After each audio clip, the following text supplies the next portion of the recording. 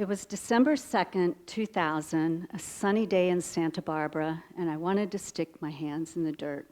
Have you ever felt that way? Yeah. I was heading out to the medicinal plant garden that was part of my research at the University of California. As a research director, I had an idea that the cause of multiple sclerosis was not where others were looking. I was interested in myelin lipids rather than myelin proteins. The trouble was, finding those lipid changes was like looking for a needle in a haystack.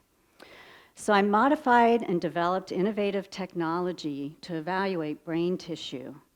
I looked at energetics at the molecular level and collected data using the latest tools of Western science in biophysics, bioengineering, biochemistry, cell biology, but it wasn't enough. And then I wondered whether the ancient philosophies of energy could help me narrow that haystack. So I brought in doctors of traditional medicines and students of religious and consciousness studies to explain their philosophies and see if we could narrow the focus. And we could, and it was exciting. Soon I was sharing my research around the world. It was my dream job. But in 2000, it was about to all crash down around me out there in that garden. Before I get to that, let me tell you how I got there in the first place. From childhood, I felt an energy in my hands and wondered, even then, if it had the power to heal.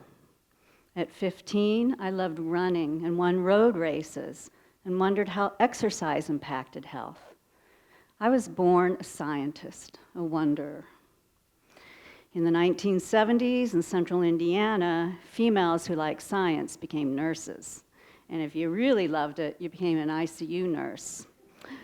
So that's where I began my career and where I had my first experiences with hands-on healing and being with someone as they died. My questions started to evolve. What was the energy that left the human body at death? I explored further medical studies, but what became most compelling to me, the scientist, was nuclear magnetism.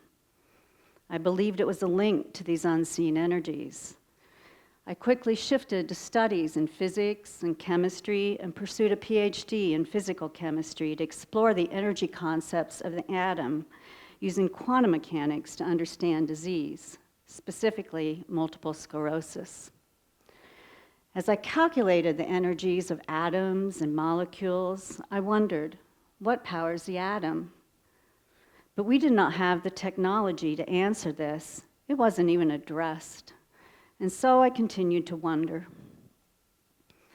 During my doctoral studies, I taught graduate physics in China and helped with the installation of a machine to detect nuclear magnetism. Heaven for a nerd girl like me. While there, I had the opportunity to do comparative studies of Chinese, Ayurvedic, and Tibetan medicines, traditional medicines, each with theories for the unseen energies of the universe. I returned to the US in 1988 with a focus on Tibetan medicine, which has continued for 30 years.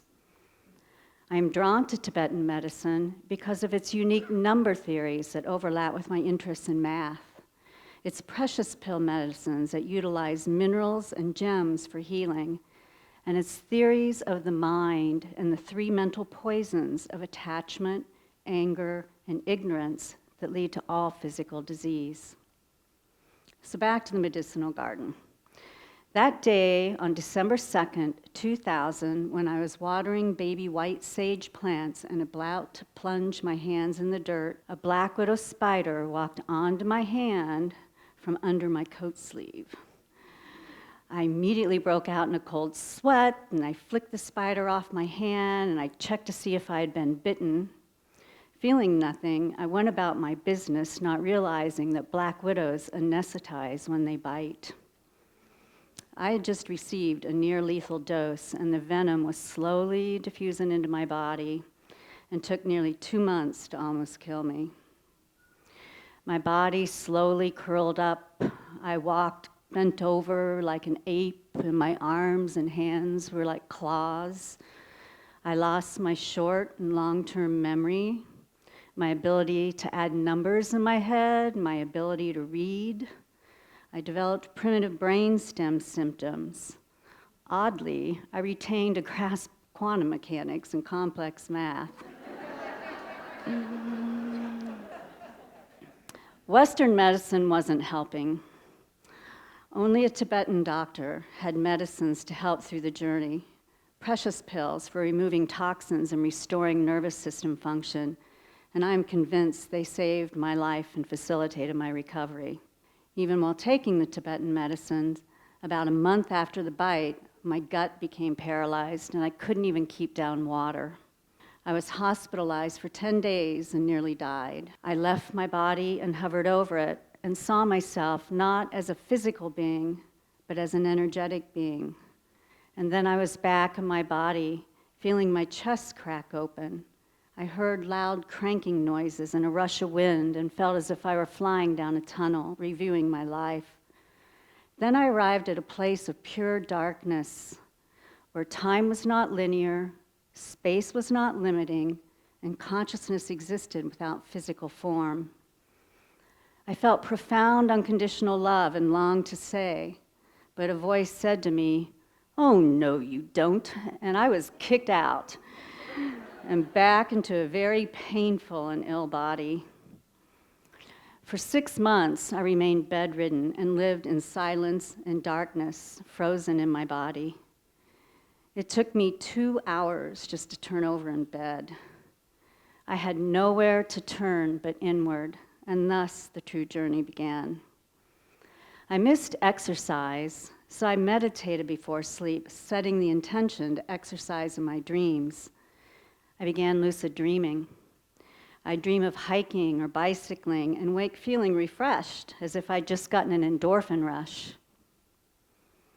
I refused to succumb to fear.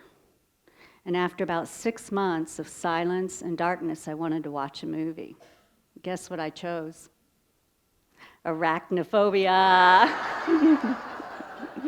Laughter is the best medicine, right? Over the years, I deepened my meditation practice and began receiving visions of the imbalances in my body, which were then confirmed with labs and helped me restore balance. Spiritual teachings on non-attachment came my way just as I needed them, reminding me that I am not my body. For 10 years after the bite, I stayed mostly at home unless I was seeing specialists. Neurologists, immunologists, toxin specialists, pain specialists, infectious specialists, endocrinologists, metabolic specialists, to help manage my uncontrollable and excruciatingly painful symptoms. But no one could help. Their standard response was, see a psychiatrist. So finding my way back to health was again like finding that needle in the haystack. I reached out everywhere, including to research veterinarians. Surely they would know about black widow spiders. And lo and behold, I was connected with the world's leading black widow expert in Russia. He told me that black widow toxin is immunogenic. I'd had an autoimmune reaction to the black widow venom, which persisted until I learned to quiet my immunity, with some success. But then I began to fail again, becoming listless and bedridden and shrinking to 80 pounds despite eating plenty of food. Finally, after 10 years at home, I found functional medicine, a Western systems biology medicine for restoring balance. Its effects were profound. I quit shrinking. I began to move and thrive again. A Tibetan medical colleague and I took the functional medicine board certification program to enhance our integrative research, which had continued through my healing journey. In addition to these outer solutions, I learned that healing comes from within. And for me, that was also through art. My memory wasn't returning, so an occupational therapist suggested that I learn something completely new. I felt strongly pulled to knitting. As I learned the motions with my hands, I realized that 9 years earlier, as I'd sat delirious in my hospital bed, twisting my fingers, I was mimicking the movements of knitting. Now it would be my therapy to help restore my memory. My higher self was guiding me earlier on. Remember, time is not linear. And repairing my left-right brain connection was key for my recovery. So it's been over 16 years since my Black Widow bite, and this is what I've learned, that we are energy beings with unlimited potential. I still have physical limitations that I seek to restore, and my answers come through intuitions, visions, and dreams, as well as my intellectual journeys.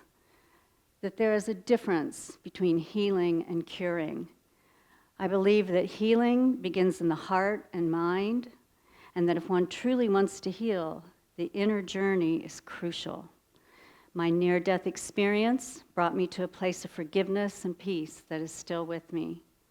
And that art is medicine. Create, regenerate. What's next in my life? A Tibetan medical colleague and I seek to bridge Tibetan and functional medicines for optimal prevention and treatment of chronic conditions. I now see the body as a systems biology whole with a new understanding of cause and effect. And I am back to wondering and exploring one of my earliest questions: what powers the atom? Because whatever powers the atom moves through me, moves through you, and powers the universe. Thank you.